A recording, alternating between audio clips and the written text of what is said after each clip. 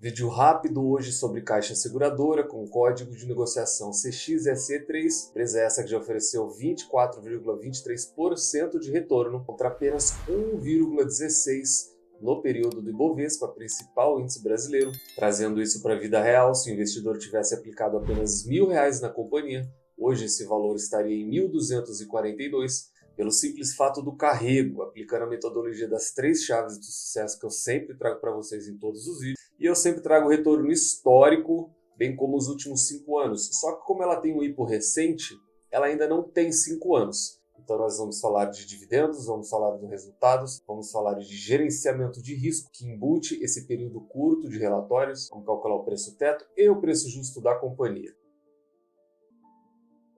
Ela acabou de divulgar o resultado dela, ela teve um lucro líquido recorrente 20% superior, chegando a 822 milhões no segundo trimestre de 2023. Mais precisamente, esse lucro de 822 milhões é 20,8% superior comparado ano sobre ano. E o ROI, aqui sim algo que me interessa, que é o Return on Equity, retorno sobre patrimônio líquido, atingiu incríveis 55%. É muita coisa, tá, gente? A gente já fala disso. Subindo aí 10 pontos percentuais na base anual. Também cresceu na base de receitas, atingindo 1,1 bilhão, crescimento de 22,2%, também comparado no year over year, também comparado a 2022. E aqui vem o primeiro alerta. O balanço dela foi bom, o balanço dela foi ótimo. Um ROI beirando 60% é excelente, tá? É excelente. Porém, o primeiro alerta para vocês fica nisso daqui e eu já explico, abre aspas. O resultado de investimentos e participações representou 55,7% das receitas operacionais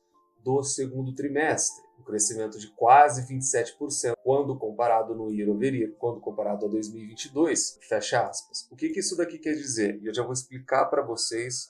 Essa taxa de crescimento da Caixa não vai se sustentar. Aviso a vocês que ela não vai ter um crescimento acima de 20% trimestralmente, bem como a gente pode entrar em um resultado de investimentos muito baixo, não diria negativo, mas muito baixo, no momento de queda da Selic. Por quê? Quando a gente fala em alta da Selic, a gente imagina que o setor bancário, Bradesco, Banco do Brasil, Itaú e Santander, eles são os maiores beneficiados numa alta taxa da Selic. Não, eles não são. Muitas vezes o custo de crédito e o custo de captação de cliente é muito alto. Então, quando você tem uma taxa de juros mediana, às vezes é melhor do que você ter uma taxa de juros nas alturas, como a gente está tendo recentemente. Em contrapartida, Caixa Seguridade aqui em cima, a Porto, PBSE e diversas outras seguradoras, esse sim, esse é o setor mais beneficiado de taxas altas. São empresas que sentam em caixa, eles recebem o dinheiro de seus segurados. Esse dinheiro é sentado em caixa, é investido em renda fixa e similares.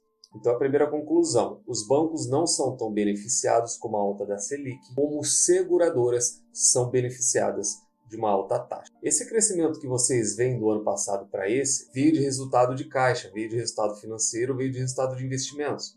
Aí eu faço a pergunta provocativa para vocês, cenário esse que eu já vivi, tá? Eu carrego a Porto Seguro há muitos anos e eu sei que é isso que acontece, é exatamente isso que vai acontecer. Pergunta provocativa, a gente acabou de atingir um platô na taxa Selic, provavelmente iniciamos aqui um período de inversão. O que vocês acham que vai acontecer com esse resultado financeiro, resultado de caixa, resultado de investimentos de todas as seguradoras, tá? Não é da Caixa, estou falando da Porto, Caixa e demais. Ele vai cair. Não é nada negativo aqui, tá? O resultado foi excelente, muito bom. Parabéns para você que, assim como eu, é sócio da Caixa Seguridade. Parabéns mesmo. Porém, ficou alerta, essas altas taxas de crescimento, com uma queda na Selic, podem não se repetir no futuro.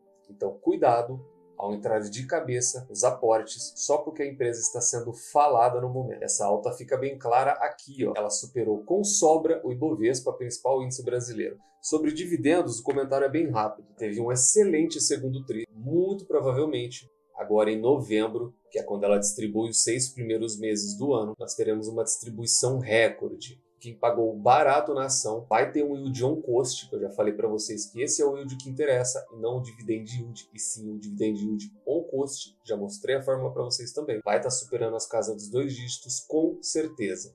Portanto, dividendos recordes no segundo semestre estão mais do que anunciados de acordo com esse resultado. É só aguardar. E seguindo a tese de Peter Lynch, lucros, lucros e mais lucros, que a primeira foto que o investidor tem que ter é essa, pegar a DRE da companhia, olhar o histórico, eu sempre falo para olhar 10, 15, 20 anos. No caso da Caixa, nós ficamos limitados, ela tem um IPO recente, porém a DRE mostra alguns anos atrás, tá? Então o que a gente pode enxergar é um lucro na casa de 1 bilhão, subindo para quase 3 bilhões em um período de 7 anos praticamente, sem nunca ter dado nenhum prejuízo no período, ponto para a Caixa Seguridade. O que me chama muita atenção nela é o ROI, atingiu agora 50%. Ela tem um ROI histórico de 27,10%. ROI, aqui em cima, se você não sabe, é Return on Equity, ou retorno sobre o patrimônio líquido.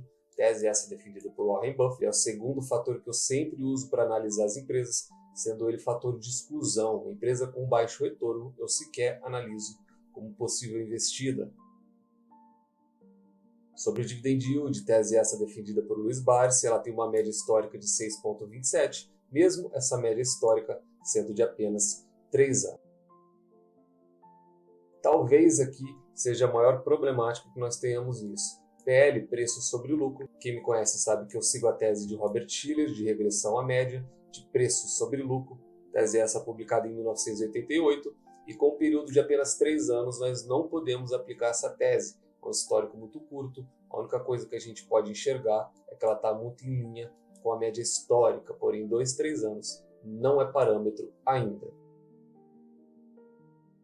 Calculando agora o preço teto, de maneira mais simplista, a gente pega o ano fechado de 2022, portanto 0,64, divide por 6%, que é o mínimo que o Barsi aceita em forma de remuneração das suas investidas, você chegou ao resultado de 10,66, muito em linha com a cotação atual da empresa, ou seja, sem nenhuma margem de segurança depois dessa última esticada da cotação.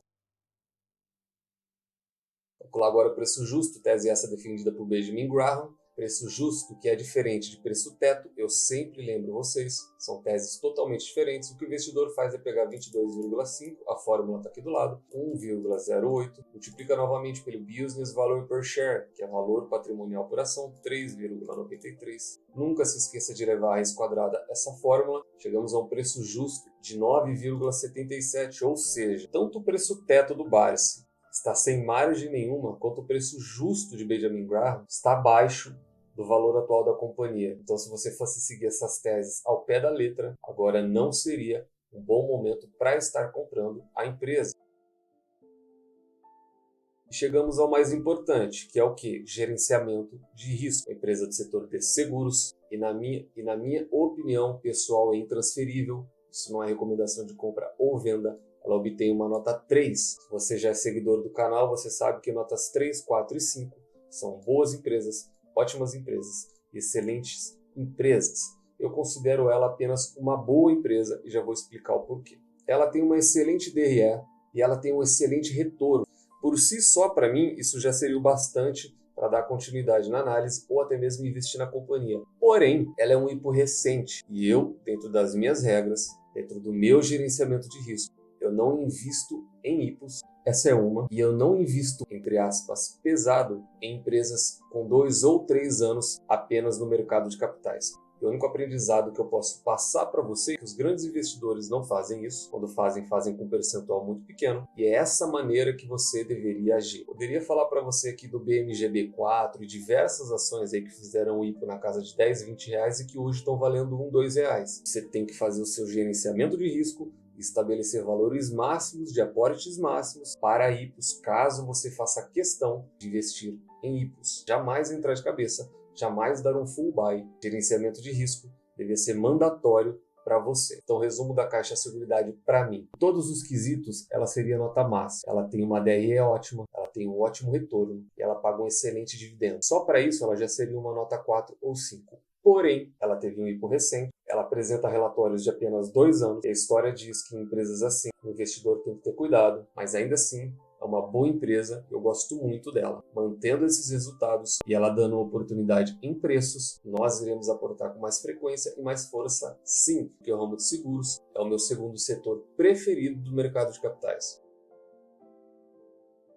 Bom, então você já viu que o retorno dela bate o Ibovespa em quase 24 vezes, já viu que R$1.000 teriam se transformado em quase R$ 1.250 em um período bem curto, e a única maneira que o investidor tem de estar conseguindo isso, através das 3 chaves de sucesso que eu sempre trago para vocês, consiste basicamente em encontrar excelentes empresas, preços atrativos, com uma excelente gestão e nunca mais as vender, trancá-las às 7 chaves. É a única maneira e a única vantagem que você, como investidor individual, tem no mercado de capitais. Esse foi o vídeo de hoje, foi um vídeo bem breve para comentar sobre caixa. No comentário se vocês gostam ou não da empresa, se são sócios ou pretendem ser sócios da empresa. Nos vemos no próximo vídeo e até lá.